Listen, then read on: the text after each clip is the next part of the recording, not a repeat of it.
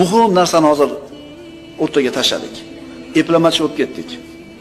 Mashina mo'ka qildirasan, ko'zing ko'radigan joyda atib tozalab beradi. Ko'zing ko'rmaydigan joyga nima qilmaydi? Qarab ham qo'ymaydi. To'g'rimi? To'ppa-to'g'ri.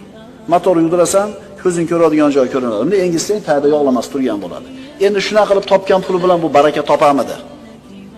Ustalar, hozir devorga shoplanadigan zamon bo'lib qoldi. Rahim qilinglar klientlarga. Bilasiz, yengilroq varianti bor. Faqat ozgina mehnat qilasiz, aytmaysiz. Mana qilib kelib bering deysiz. Bilasiz, o'zidan chiqqan yog'ochni yoki materialni ishlatish mumkin, lekin nima qilmaysiz? Hadi, aka bersin deysiz. Kelinglar, shu klientni ozgina foydasini o'ylab qo'yaylik-da. Baraka topamiz, tushuninglar. Birodarlar, qilayotgan ishimizda mutaxassis bo'laylik. Alloh ko'rib turib qilaylik-da. Ko'rasizlar barakot qanaqa kelishligini.